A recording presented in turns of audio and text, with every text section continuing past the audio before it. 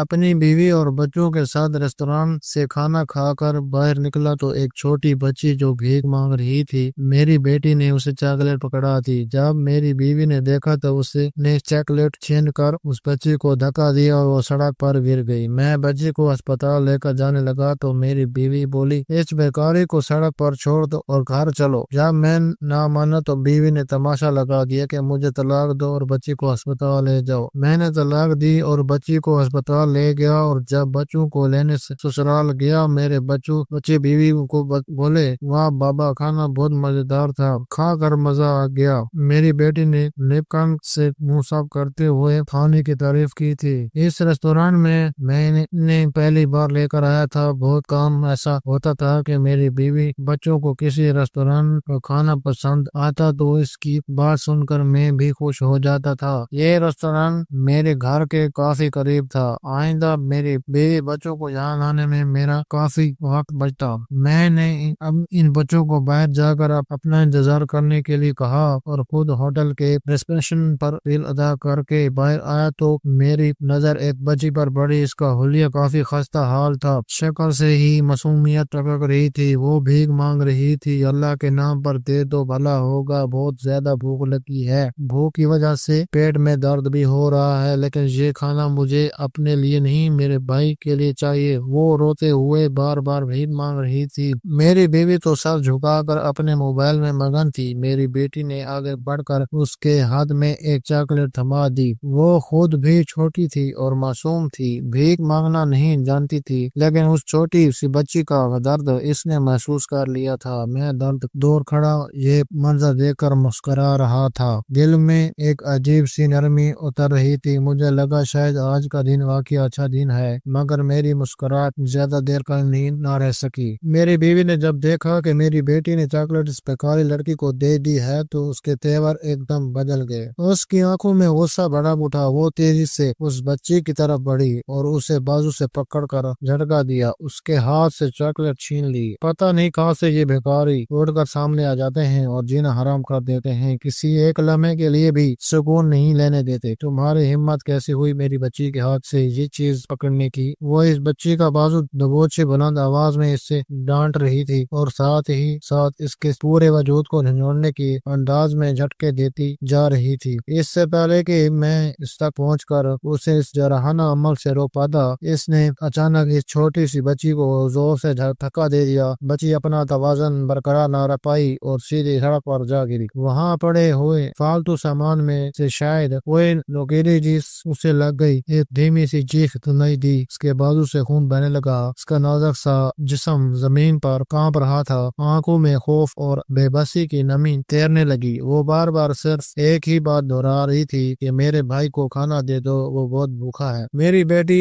یہ منظر دیکھ کر سہم گئی۔ اس نے میرا ہاتھ مضبوطی سے پکڑ لیا۔ میں تیزی سے آگے بڑھا، میرے دل میں غصہ بھی تھا، دکھ بھی تھا اور شرمندگی کی ایک چوٹ بھی۔ میں نے اپنی بیوی کے ساتھ چاکلیٹ واپس لی اور اس بچی کے پاس جا کر بیٹھ گیا۔ اس کے کپڑے پھٹے ہوئے تھے، پاؤں میں چپل پھینا تھی، جسم پر گرد اور تھکان کی ایک گہری تہہ چڑھی ہوئی تھی، لیکن اس کے چہرے پر پھر بھی معصومیت تھی۔ میں نے جیب سے رومال نکال کر اس کے زخم سے بہنے والا خون صاف کرنا چاہا تو وہ گھبرا کر پیچھے ہٹ گئی۔ شاید اس سے بھی ڈر لگ رہا تھا کہ میں بھی اس کے ساتھ سختی نہ کر دوں۔ میں نے نرم آواز میں کہا، گھبراؤ مت، تمہیں کچھ نہیں ہوگا۔ اس نے آہستہ سے سر اٹھایا، آنکھوں میں آنسو جمع تھے، ہچکیاں بند ہوئی تھی۔ اس کے زخم سے ابھی تک خون رس رہا تھا۔ میں نے اسے ہسپتال لے جانا چاہا، مگر میری بیوی اس بات کو انا کا مسئلہ بنا چکی تھی۔ میں اس بچے کو ہسپتال لے کر جانا چاہتا تھا، اس لیے میں نے اسے اپنے گود میں اٹھایا، لیکن اسی لمحے میری بیوی نے میرا بازو پکڑ لیا اور کہنے لگی، تم اسے کہاں لے کر جا رہے ہو؟ میں نے غصے بھری نظر سے اس کی طرف دیکھا۔ کتنی بڑی غلطی کرنے کے باوجود وہ کیسے دیدہ دلیری سے میری آنکھوں میں آنکھیں ڈال کر بات کر رہی تھی اور مجھ سے سوال و جواب کر رہی تھی۔ حالانکہ میرے خیال میں ہونا تو یہ چاہیے تھا کہ وہ شرمندگی کے بارے میں ہمارے سر تک نہ اٹھا پاتی۔ میں نے ملامت کرتی نظر سے اس کی طرف دیکھا اور کہا، تمہاری طرح بے حس نہیں ہوں، بچی کو چوٹ لگی ہے، خون نہیں رک رہا اور میں اسے اسپتال لے کر جا رہا ہوں۔ میری بات سن کر وہ مزید بے پر ہو گئی اور کہنے لگی، کوئی कोई जरूरत नहीं है इसे अस्पताल लेकर जाने की, यही पर उतारो। ये तुम्हारी अपनी बेटी नहीं है जिसे तुमने गोद में उठा लिया है, न जाने कहाँ से आई है, कहाँ की पैदावार है, एक भिखारी है। इसने मेरे बच्चे को हाथ लगाया, अगर मेरी बच्ची को जरासीम लग जाते तो और मेरी बच्ची बीमार पड़ जाती तो इसका क्या मतलब, क्या क्या प्लीज तो मेरी बच्ची उठाती ना।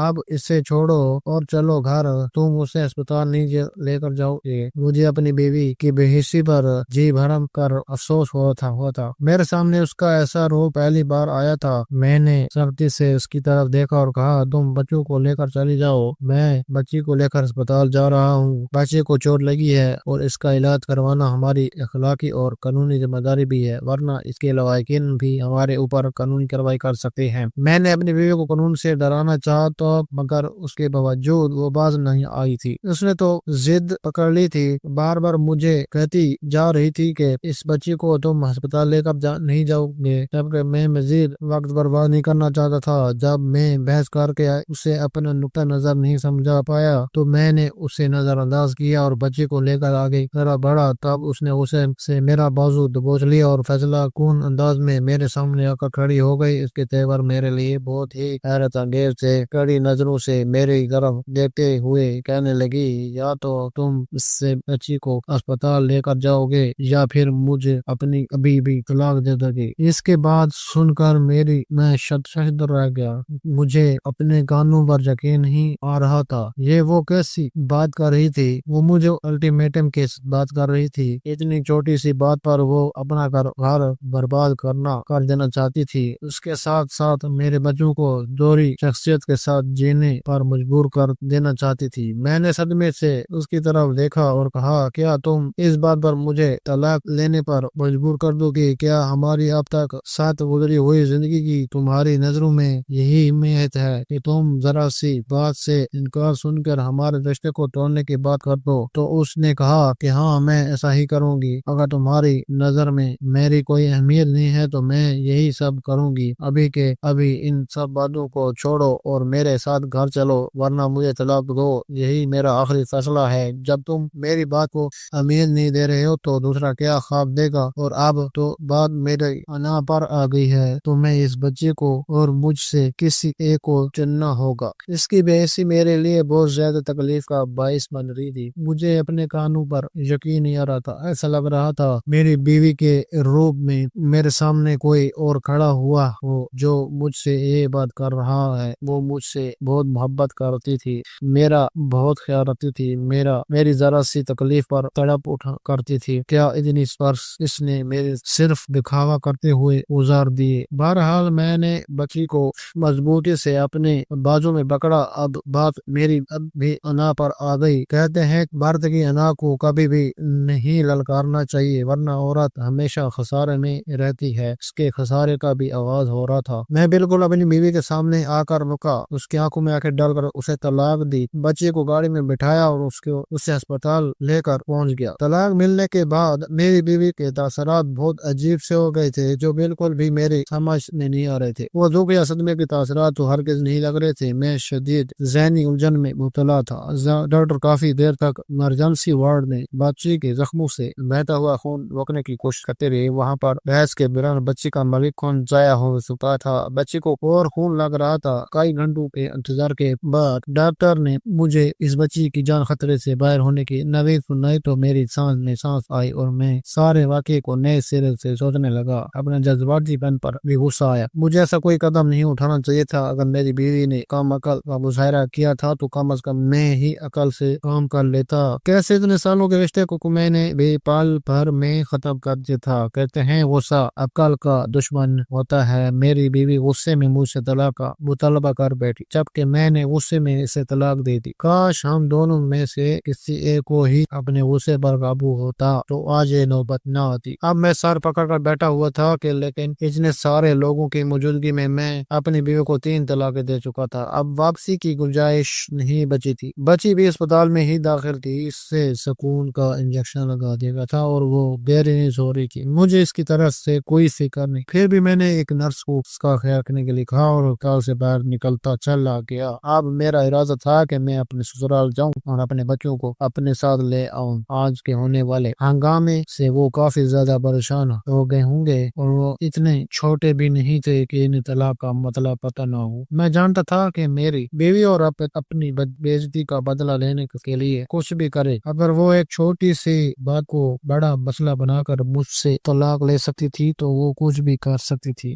میں نہیں چاہتا تھا کہ میری بیوی کو دلوں میں کوئی الٹی سیدھی باتیں ڈالتے اور میرے بچے مجھ سے بازن ہو جائے۔ میں ساری زندگی اپنے بچوں کی شکل تک دیکھنے کے لیے ترستا نہ ہوں، میں فوراً اپنے سسرال چلا گیا تھا تاکہ اپنے بچوں کو واپس لے کر آؤں، لیکن میں نہیں جانتا تھا کہ آگے کا راستہ میرے لیے اور بھی دشوار ہونے والا ہے۔ میرے سامنے وہ سچ آنے والے تھے جن کے بارے میں نے کبھی خواب بھی نہیں سوچا تھا۔ میں تو بس کار چلاتے ہوئے سوچوں میں گم اور سسرال کی طرف روانہ تھا اور سوچ رہا تھا کہ کیسے اپنے سسرال والوں سے معذرت کروں گا۔ کبھی میری بیوی نے میرے ساتھ کوئی غیر اخلاقی رویہ نہیں اپنایا تھا اور میرے سسرال والے بھی مجھے اور اپنے بیٹوں سے بڑھ کر عزت دیا کرتے تھے۔ ہر کام میں مجھ سے مشورہ لیا کرتے تھے، بلکہ سسرال میں ہونے والے تمام قریبات کی ذمہ داری مجھ پر ہوتی تھی۔ میں ہی فیصلہ کرتا تھا کہ کس دن کس وقت تقریب کرنی ہے، کیسے ڈیکوریشن کرنی ہے، کون سے مہمانوں کو بلانا ہے۔ ہر ایک چیز مجھ سے پوچھ کر کی جاتی تھی اور میں خود کو کسی شہنشاہ سے کم محسوس نہیں کرتا تھا۔ میں کوئی دنیا سے انوکھا نہیں جانتا جیسے اتنی عزت دی جا رہی تھی۔ میں جانتا کہ وہ اپنی بیٹی کو وجہ سے مجھے اتنی عزت دیتے تھے، بیٹی کو عزت دیتے تھے تاکہ میں ان کی بیٹی کو عزت دوں، میرا خیال رکھتے تھے تاکہ میں ان کی بیٹی کا خیال رکھوں۔ آج میں نے ان کا مان مین اور یقین سب کو توڑ دیا۔ بیوی کو طلاق دینے کا افسوس اپنی جگہ، لیکن مجھے اس کی حرکت پر ابھی تک شرمندگی اور بہت غصہ تھا۔ میں چاہتا بھی تھا تو اس کی حرکت کو بھول نہیں سکتا تھا۔ بہرحال جیسے تیسے کڑا تل کر کے میں اپنے سسرال پہنچا تاکہ اپنے سسرال والوں سے معذرت کر سکوں اور اپنے بچوں کو لے کر آؤں، لیکن جیسے ہی میں سسرال پہنچا تو یہ دیکھ کر حیران رہ گیا کہ رات کے اس پیر بھی گھر کا دروازہ کھلا ہوا تھا، شاید بند کرنا بھول گئے تھے۔ ظاہر ایسی بات ہے ان پر قیامت ٹوٹ پڑی تھی، وہ کیسے ایک دروازے کو یاد کر پاتے، جبکہ برداشت کرنے کو بھی بہت کچھ باقی تھا۔ میں دھیمے قدموں سے سین کی طرف بڑھا، مگر اگلا منظر جیسے مجھے حواس پختہ ہو کر گیا تھا۔ میرے پاؤں کے نیچے سے زمین نکل گئی تھی۔ مجھے اپنے کانوں کا یقین نہیں آ رہا تھا اور آنکھوں دیکھا بھی جھوٹ لگ رہا تھا۔ میری بیوی سامنے صوفے پر بیٹھی ہوئی تھی جبکہ میرے بچے نیچے قالین پر بیٹھے ہوئے تھے۔ میرے بچے میری بیوی کی منت کر رہے تھے کہ بار بار اسے کہہ رہے تھے کہ انہیں ابا کے پاس جانا ہے، لیکن میری بیوی سنگ دل بنی ہوئی تھی، ان کی طرف غور سے نہیں دیکھ رہی تھی اور ایک بار پھر اپنی موج مستی میں گم ہو جاتی تھی۔ سامنے میری ساس اور سسر بھی بیٹھے ہوئے تھے اور میرے سالے بھی موجود تھے۔ کی باتیں سن کر تو مجھے جیسے صدمہ لگ گیا تھا۔ میرا سسر کہہ رہا تھا، یقین کرو یہ ہماری زندگی کا سب سے مشکل بار تھا، جو پھنسا بھی مشکل سے تھا اور اس سے جان چھڑانا بھی مشکل ہو رہا تھا۔ جہاں تک کہ 2 بچے ہو گئے، ہماری نادیہ بھی خود کو بیوی سمجھنے لگی تھی۔ یہ تو وقت رہتے ہیں ہم نے اسے عقل دے دی اور سمجھایا کہ ابھی زندگی پڑی ہے، بہت کچھ کرنا ہے، ابھی نہ جانے کہاں کہاں تک پہنچنا ہے اور تم ایک ہی آدمی پر اپنی دنیا کا اہتمام کر بیٹھی ہو۔ دیکھ لیا آج تم نے اس کی اصلیت، کتنی محبت کرتا ہے تم سے، تم ایک پر ایک بیکاری لڑکی کو ترجیح دی۔ اچھا کیا پھر تم نے اسے عقل سے کام لیتے ہوئے اس سے جان کا طلاق کا مطالبہ کر لیا، ورنہ تو زندگی بھر جان چھڑوانا مشکل ہو جاتا۔ اب میں اس پر حق میرے کی رقم کو لے کر کیس کروں گا، بچوں کی کسٹڈی لے کر ان کا حق سے لیا کروں گا۔ دیکھنا تم کیسے میں اس انسان کو ذمہ کر دیتا ہوں۔ میرے سسر کی باتیں سن کر تو مجھے اپنے کانوں پر یقین نہیں آ رہا تھا۔ یہ وہی شخص تھا جو میرے سامنے اتنی عجیب اور نثار سے رہتا تھا جیسے اس نے سے بڑا اور شریف آدمی کوئی نہیں ہو سکتا، لیکن یہ کتنا بڑا نکلا تھا۔ میں نے دل ہی دل میں ایک بار خدا کا شکر ادا کیا جس نے مجھے میری بیوی کی اصلیت دکھاتی اور سسرال والوں کا بھی سارا ناٹک میرے سامنے آ چکا تھا۔ میں غصے سے آگے بڑھا اور جا کر اپنے بچوں کو اٹھایا اور جو ابھی تک میری بیوی کو اپنی طرف متوجہ کرنے کی کوشش کر رہے تھے۔ مجھے دیکھتے ہی دونوں بچے مجھ سے لپٹ گئے اور میری بیوی نے بھی گھبرائے ہوئے انداز میں اٹھ کر میری طرف دیکھا۔ میرے چہرے کے اثرات ایسے تھے کہ وہ سمجھ چکی تھی کہ میں ان کی ساری حقیقت جان گیا ہوں۔ میں خاموشی مگر مضبوط قدموں سے آگے بڑھا، اپنے دونوں بچوں کے کانوں پر ہاتھ رکھا، انہیں اپنے ساتھ لگایا اور سیدھا دروازے کی طرف بھاگ گیا۔ سب کے چہرے تیکھے مگر ٹھیک تاثرات لیے مجھے گو رہے تھے۔ میں نے پلٹ کر صرف اتنا کہا کہ آج کے بعد میرا اور تم لوگوں کا کوئی تعلق نہیں رہا۔ بچوں کی راہ میں آنے کی کوشش مت کرنا، ان کی پرورش اور ان کی حفاظت اب میری ذمہ داری ہے۔ جن لوگوں کی دل پتھر ہو جائیں وہ رشتوں کے قابل نہیں رہتے۔ اس گھر میں نہ محبت ہے نہ نہ عزت بلکہ حساب کتاب کی منڈی ہے۔ میں اپنے بچوں کو اس منڈی کا حصہ نہیں بننے دوں گا۔ اتنا کہہ کر میں بچوں کا ہاتھ تھاما دروازے سے باہر نکل آیا۔ میرے پیچھے چیختی ہوئی آوازیں تھی مگر میرے قدم رکنے والے نہیں تھے۔ میں نے لیے سیدھا گھر پہنچا۔ اگلے چند دن قانون کاغذات اور ہسپتال کے چکر میں گزر گئے۔ میں نے خود کو سنبھال لیا تھا مگر اندر ایک خلش رہ گئی تھی۔ چند روز بعد مجھے ایک قانونی نوٹس موصول ہوا۔ اس میں حق مہر کی بھاری رقم کا مطالبہ تھا، ساتھ دھمکی آمیز لہجہ کہ رقم ادا نہ کی تو مقدمہ ہوگا۔ یہ دیکھ کر میرے اندر غصے کی ایک لہر اٹھی۔ سواری انہیں کی تھی، غلطی انہیں کی تھی، سنگ دلی بھی انہیں کی تھی، مگر پھر بھی سر اٹھا کر مطالبہ کرنے والے وہی لوگ تھے۔ اس لمحے سارے ٹکڑے آپس میں جڑتے گئے۔ میں سمجھ گیا کہ یہ کوئی عام معاملہ نہیں بلکہ ایک پورا کھیل تھا۔ اپنی لڑکیوں کی شادیاں امیر لوگوں سے کروانا، پھر جھگڑا کھڑا کر کے طلاق لینا اور بعد میں بھاری رقم لینا، یہ سب سوچا سمجھا دھندا تھا۔ میں نے مزید تعامل نہ کی۔ میں نے پولیس کو پوری تفصیل کے ساتھ اطلاع دی، ثبوت دیے، ریکارڈنگز اور ہسپتال کے کاغذات بھی جمع کروائے۔ بہت جلد چھان بین ہوئی کا پورا گروہ پکڑا گیا۔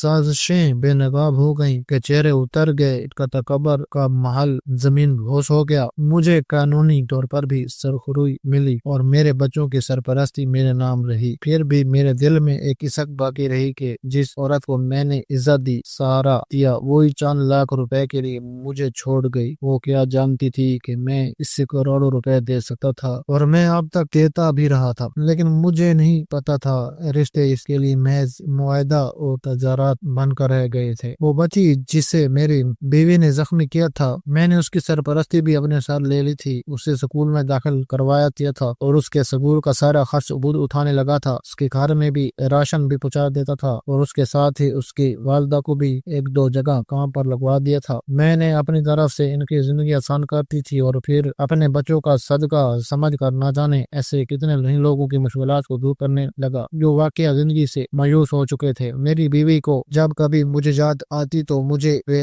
انتہا دکھ ہوتا، کیونکہ اس نے وہ چند برس میرے ساتھ اچھے طریقے سے گزارے تھے، مجھے کبھی شکایت کا موقع نہیں دیا تھا۔ بس میں یہ نہیں سمجھ پایا تھا کہ وہ یہ سب کچھ اداکاری کے دور پر کر رہی تھی، اسے مجھ سے یا میرے بچوں سے کوئی انسانیت نہیں ہے، حالانکہ وہ اس کے بھی بچے تھے۔ بہرحال میں نے جلدی میں اس خود غرض عورت کو بلا دیا تھا، کیونکہ میں جان گیا تھا انسان کی اصل قدر اس کے دل کے نرمی اور انسانیت سے پہچان جاتی ہے، نہ کہ مال و دولت سے۔ غرور، انا اور لالچ سے رشتے نہیں توڑتے بلکہ انسان کی کردار کو بھی برباد کر دیتے ہیں۔ مشکل میں پڑے کمزور کی مدد کرنا ہمارا فرض ہے، چاہے لوگ کچھ بھی کہیں۔ غصہ اور ضد میں کیے گئے فیصلے زندگی بھر کا پچھتاوا بن سکتے ہیں، اس لیے ہمیشہ برداشت، صبر اور سمجھداری سے کام لینا چاہیے۔ رشتے تجارت نہیں بلکہ ذمہ داری اور محبت ہوتے ہیں۔